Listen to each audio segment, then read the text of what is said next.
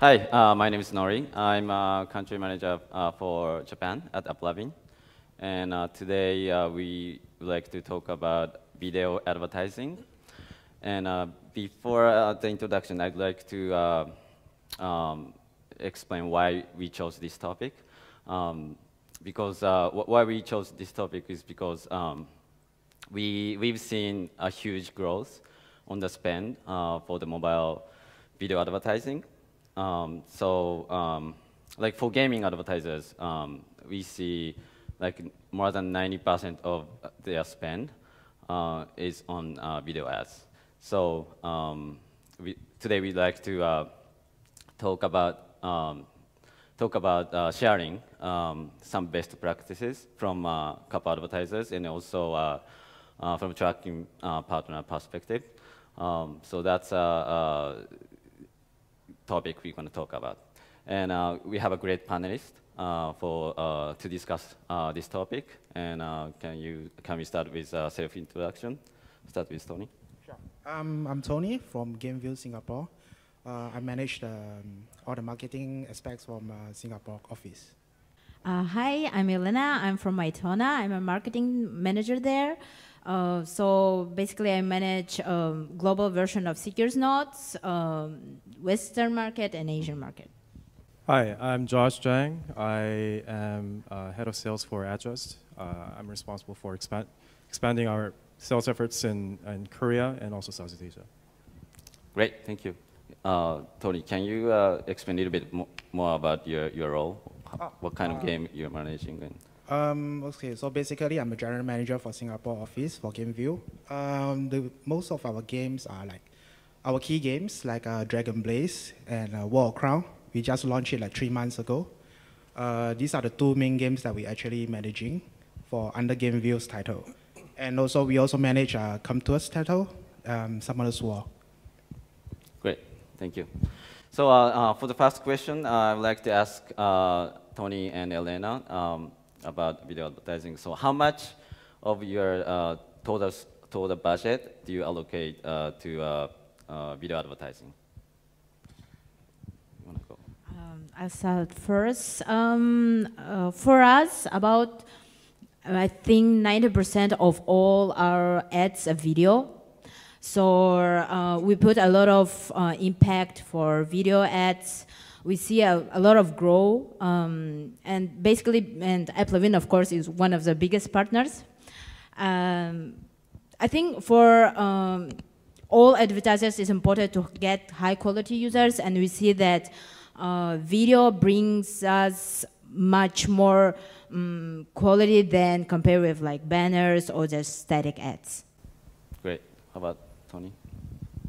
For us, we actually didn't put so much on video because it really depends on the campaign itself.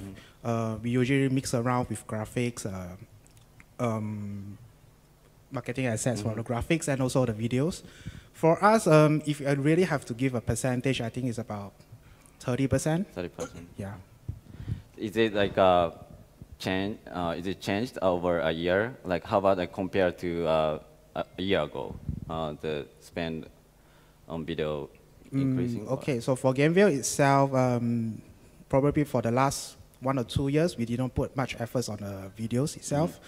But because our games are mainly RPG games, action RPG games, so we need videos to give us a more exposure of the games, like how the gameplays are played like, you know, how interesting for us to actually introduce a new character for the game itself. So for this year's why we actually put in much more budget on videos. Okay. With video, you can explain more about. Yes, correct. It's much more clearer than just an image itself. Okay. How about Elena? For the last year, I think we've started put more effort on video ads because quality is growing together with game, of course. But yeah. First, when we started, we mixed also banners, interstitials, some social media, and video. And just if compare results, we see the video works best for us. So why not to push more on best sources? Okay. Jen, do you see the similar trend across your platform, or do you have a Yeah, I Any think comments? it's definitely growing. I mean, it was just static ads, rich banner ads before, but video ads, I think you get to really experience what the game is about before downloading the game or playing the game. So it's definitely growing. We're seeing also trends in non-gaming side as well. They see the effectiveness of video ads, and it's kind of like, the effectiveness is being shared by different industry, different verticals. So it's definitely growing. Okay, thank you. So for the next question, I'd like to ask you, Elena and Tony again. So how do you guys track performance? Do you analyze by CPI or ROAS or retention rate, or how do you check the performance? For myself, personally, I prefer ROI because if you put in as much of budget and you get back as much from it, basically you're just benefiting from, you're just earning from all the marketing that you actually do it on. Other than that, if it's a secondary, will be more on CPI basis. If CPI is getting more expensive in much of the countries itself, especially in Singapore, the CPI rate could go as high as $5 or $6.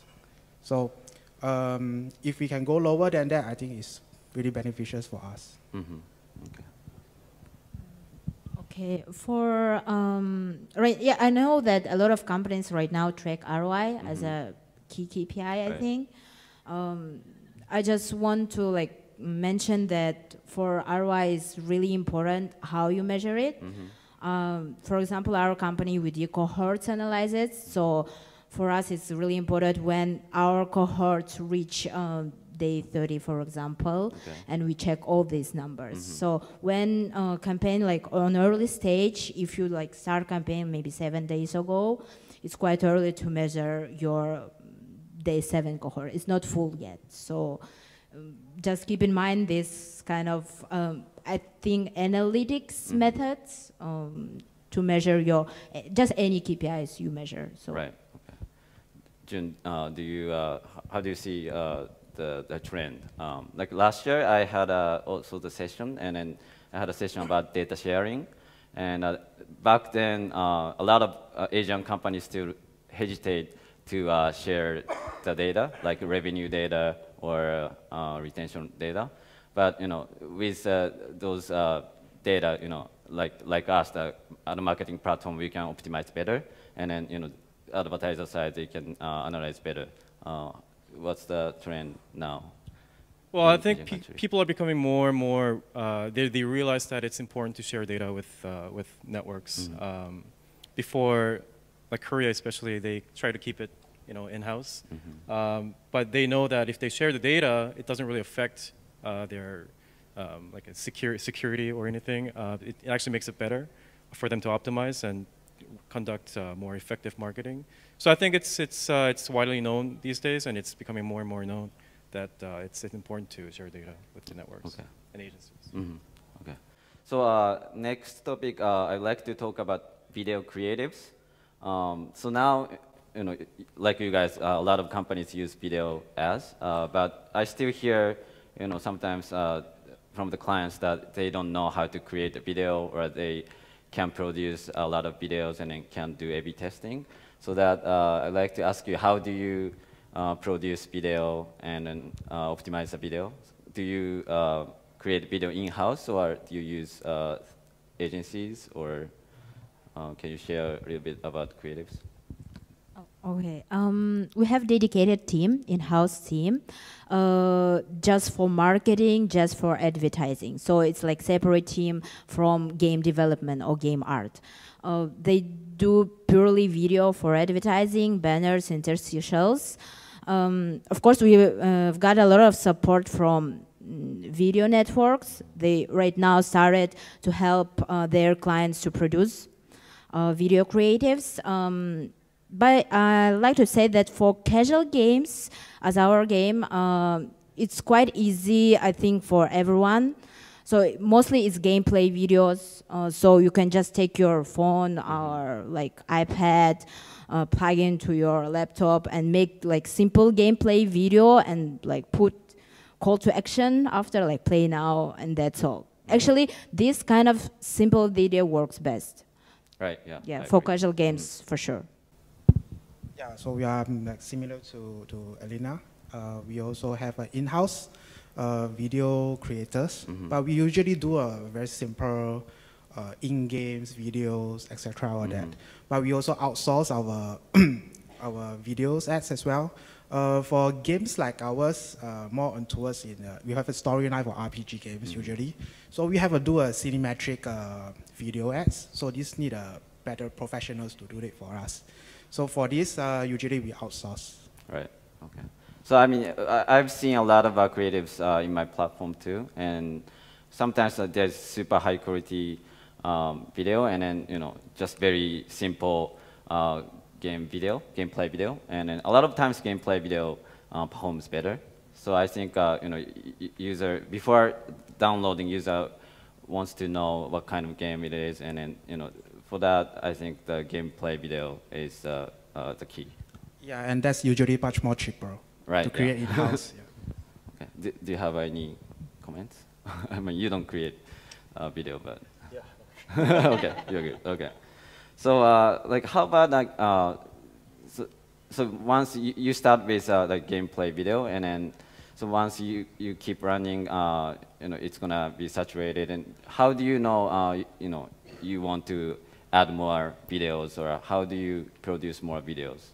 Do you have any tips, or can you share like how often do you add new videos into your campaigns? I think for us, it's most mainly on the games update itself. If you have a major update, for example, you have new characters for your RPG games, definitely you have a bunch of videos lining up before you actually release to the public itself. So for us, we will actually plan a few videos ahead, and we will launch it like a teaser, and follow up by gameplay and introduction of the character itself. And so on and so forth. So you need to prepare it in advance for a few videos if you want to introduce your major updates to your gamers. Yeah, here I agree with Tony. So you have to prepare all your videos in advance, and of course got all the updates from development team, like when next release and like what type of events. For example, our game, every month we release new updates with new events in it. So it's usually like have some thematical event, so like summer vacation, and we try every update to produce new video to like show our users like, okay, we have new update, please go play. So before the update, you get assets and then create a video? And yeah, before update. So usually we release this video like a little bit earlier than update actually is. So like maybe week, 2 weeks. Right. Like a teaser. Yeah, like a teaser, but for casual games, it's not that necessary, I think, compared with RPG games. But still, it's better to show your users that new updates coming. Okay. Sounds good. Well, just to give my 2 cents in video ad creation is that obviously there are different campaigns. Like some campaigns perform better than the other, and I think the difference that it makes is because people, when they view the video ad, you're actually implementing some type of goal. By installing this game, you want to reach that certain level that you saw in video ads.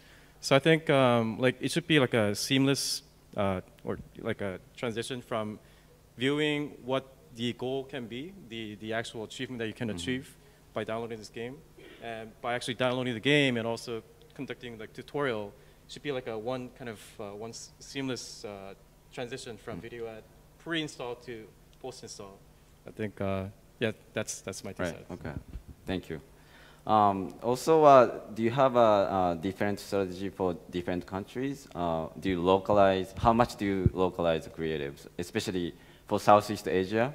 There's a lot of countries, and how do you manage the localization?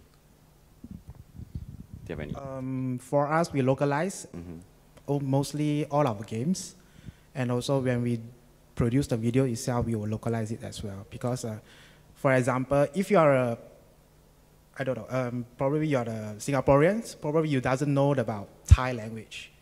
So, or you have a Thai, you doesn't really know about the English language itself. So once they review on the video itself, they might not be able to understand, except for the gameplay, the screenshots, they can look at that. But some keywords from the video itself, they might not be able to understand. For example, you want to introduce the PvP features. Yeah.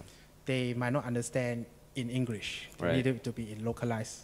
Yeah. So you just text, or just you localize the content too? Mostly the text. That's the most easier way to do it, and it's much more cheaper, and you doesn't need to revamp the whole video itself. Content-wise will be much more depends. For example, in Thailand, there's a Songkran festival, so we probably will do a dedicated videos about Songkran together with the game itself. Okay. Of course, for video ads, you have to localize, language. Because, of course, it's #1 thing. And another point, I think, to use localized UI in your game for screenshots. I saw that a lot of games localize their text, but not UI in game. So still like menu button or plain, or just, I don't know, shop button, not localized. So make sure that your game purely, totally localized. In terms of art, for example, in China market, I don't think our game is Western. We have Western characters, and I don't think that, for example, for Chinese market, it's quite necessary to localize your characters or art, because they still like and need some Western characters to see. But I'm not sure about South Korea market or Japan market, because they are more anime style, like more anime style arts. So I don't know, is it true or not? So in terms of style is different. Yeah, definitely.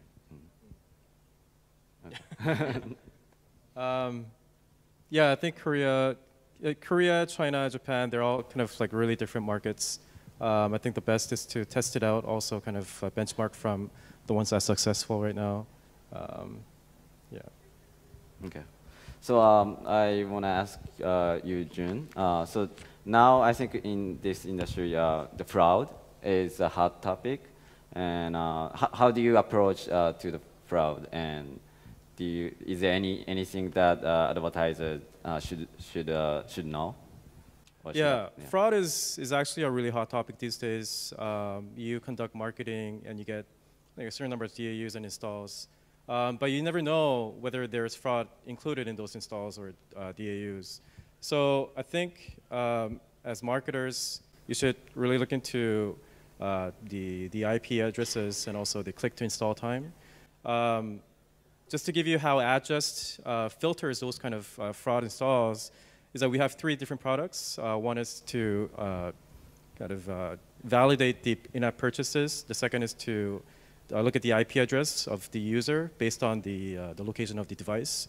Also, there's distribution modeling, which is to filter out the click-to-install time. So you have to check whether the install actually happens within the first hour of clicks.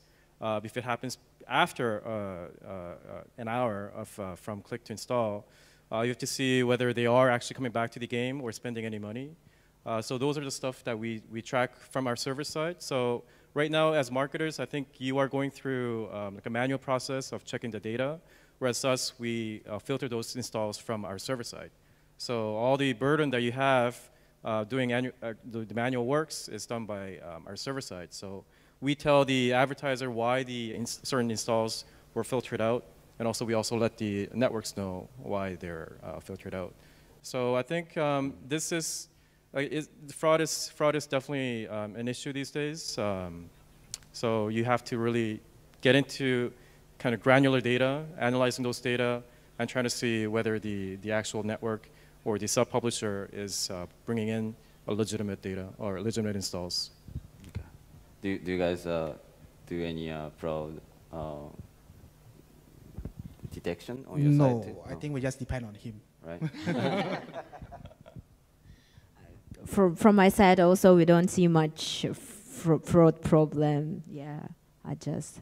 I think we don't have such. We can't see that actually. Yeah, we can see that actually, but just to check on your side all the time, like, is it big? Like, is it big or not? So I say that sometimes you can detect it by like low quality or, for example, low retention. Usually, yeah, fire clicks have. So, but still not much. Not much.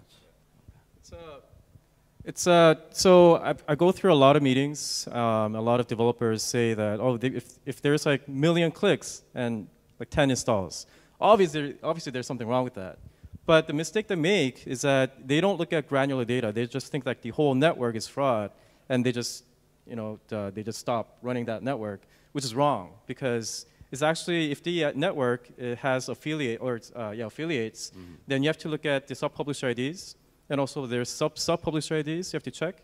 So these are stuff that you want to really check, because the network can be actually like a gold mine, right? You can really bring in a lot of quality users, but you're just stop running that network just because of that one specific sub-publisher.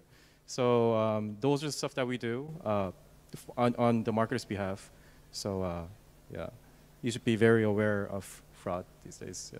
Okay, sounds good. And then so for the media partner, how do you select media partners? Do you like use like Facebook first, or how do you decide which video media partner to run? We mainly use Facebook because the quality of the users is much more higher. It's much more better as well. For us, we actually did not use much of an ad agency. We just mainly using of Facebook itself. Yeah. Do you use different video creatives by media, or you use like same videos? It will be a different across the campaign itself. There will be a few videos, a few images, a few maybe just text as well. So we try different methods. Okay. For us, of course, we start with Facebook first. Facebook is a great source right now, I think. To choose like best video partner, we select it based on quality of sources. We have like certain benchmark. So if this specific partner can reach our benchmarks, of course we continue to like advertise with them, grow with them. Yeah. Do you feel like a video as inventory is growing? Do you get more volume, or? I think video inventory is keep growing.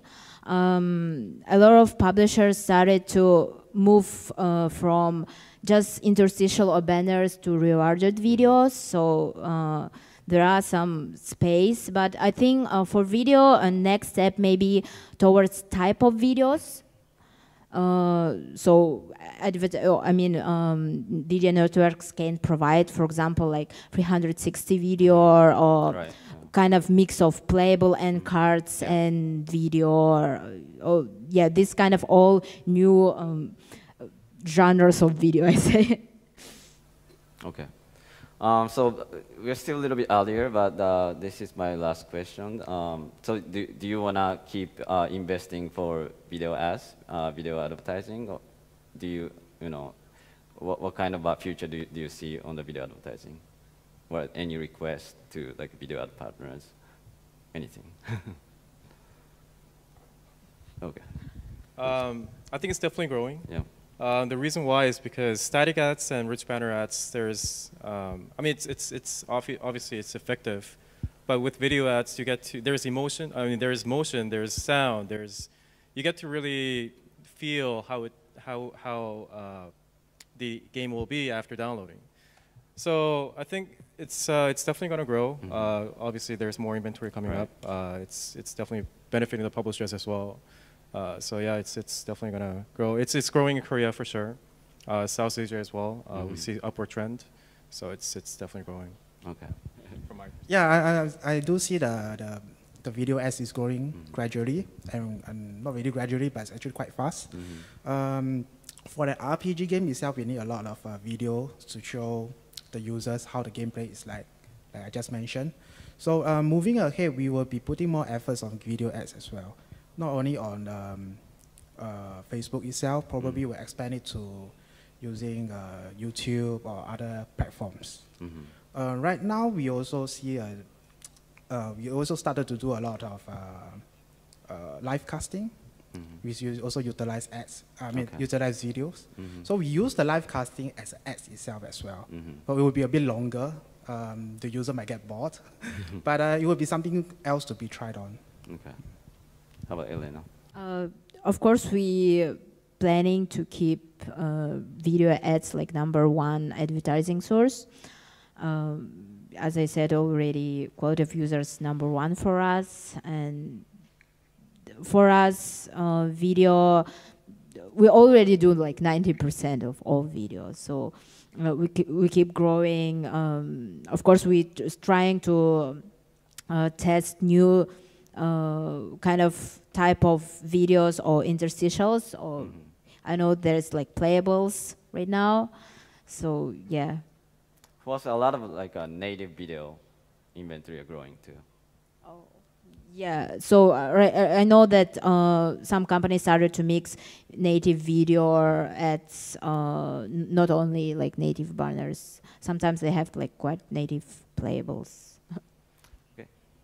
Just this year, we've seen increased popularity in 5-second ads, video ads. Just your opinion on how effective 5-second video ads are, your thoughts, or just in your experience. For 5-second ads, I think you're talking more about social media, right? Because for video network, I don't think like 5 seconds is quite right. Work. So like on Facebook. And yeah, I think 5 seconds work best for Instagram. So it's even I see a lot of gaming ads on my Instagram when I'm like scrolling down. I think it's have to be first of all catchy, and that's all, because you see a lot of content on your like scroll list, right, on Instagram or Facebook. So you have to be just catchy, so you can stop, see like, oh, what is it? Like click learn more or play, yeah, something like this. Do you have personal experience running 5-second ads in Southeast Asia? For Southeast Asia, no, and we didn't run any like 5 seconds video, but we do video carousel videos, so it's quite similar but a bit longer. So it's short video, and then you scroll another short video, and so on and so on. We do on Facebook, yeah, this type of ads. Actually, I have a follow-up to his question. Have you found an optimal ad length given any ad target or ad network? Yeah. So, I mean, at this moment, like I mentioned, a lot of companies have a hard time creating a lot of video to do A/B testing. So, you know, I think coming this year, we're gonna, you know, the way of optimizing video campaign will be evolving, and we know more about, you know, what lengths, you know, how we should create and stuff. But yeah, for us, we don't know yet. How about yourself, Elena, or? For A/B testing, you mean? Like length of video, like longer is better, or like? I think for mostly, it depends on your campaign, country, and your partner. I know we've tested a lot also length, like for casual games 50 seconds or 30 seconds. Sometimes 50 seconds work better, sometimes 30 is better, so it depends a lot of things.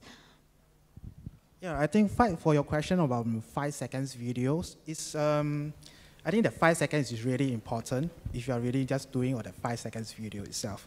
For example, if you're doing a 30 seconds video, usually publishers will put their game's logo or their company logo first. That actually kind of like put me off a bit, because I want to see the game itself. I don't want to see published by who, to be frankly speaking. Right. For 5 seconds, you immediately just show me how is the gameplay looks like and how I actually can place the game itself.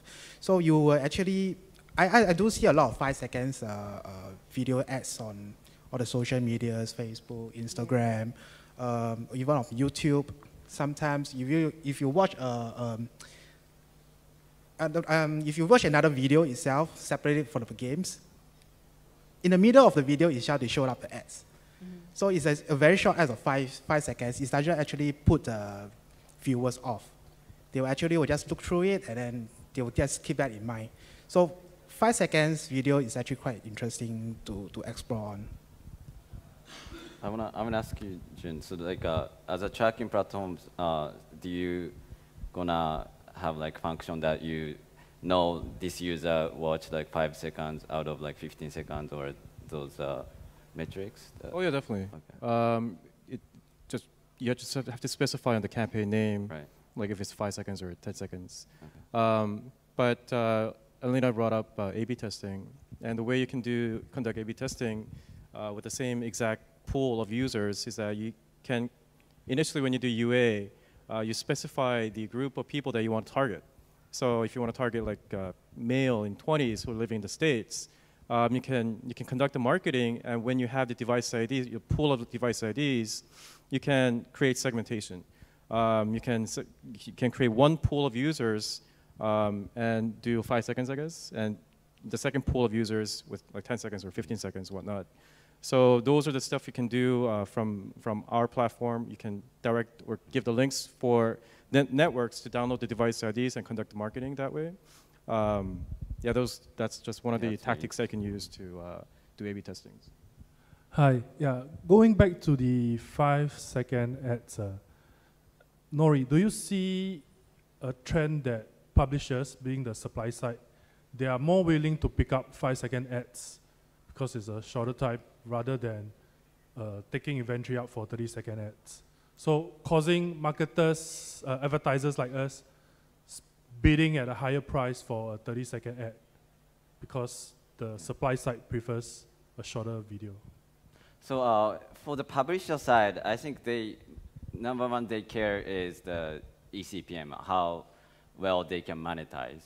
That way, so we have like 15 seconds video and a 30 seconds video, and like 50 seconds video, more users complete watching video, and 30 seconds less people completing watching video. So it tends to 15 seconds will get better monetization, but in reality, like 30 seconds has a higher quality for the advertiser side, so that 30-second video, they could beat more higher prices. So that means, it doesn't matter for us. 15 seconds, 5 seconds, 30 seconds, shorter it gets, it's easier for users to watch, so that it gets higher eCPM. But at the same time, longer it gets, the quality gets better. So it depends on the placement and the publisher. What's the best length of. I've actually got a question for you guys. Do you know how many of the videos that were watched with sound or without sound? In Japan, definitely without sound. Definitely without sound? Yeah, so that's why I always give advertisers a tip that they should always put subtitles on the video, so that even without sound they can see what's going on the video. From our side, we don't see much difference between like with sound or no sound. I know a lot of users still like turn sound on and play games. So we do have like with sound and no sound, and I think usually with sounds works better. At least in Western market. I'm not sure how to track whether the user actually using sounds or not, but I would prefer to have a sound because we are doing an advertisement, a video ads. when your users are actually looking at something, I believe they actually switch on their sound on. If they never switch on their sound on, I'm not sure what actually they are doing. You know? So I meant, yeah, definitely you should have sound, but even like with sound, you know, a user sometimes turn the sound off so that. So let's say the user actually turns off the sound itself. So our videos will still show some text message or like what you say, a subtitle or something, to actually to show more to the user itself. We cannot assume then that they actually turn off the sound or actually turn on the sound. We have to cover both methods. So you have to do a good job at sound, but you have to be ready for the user not to have it, so you must annotate as well. Yes. Yeah. Okay.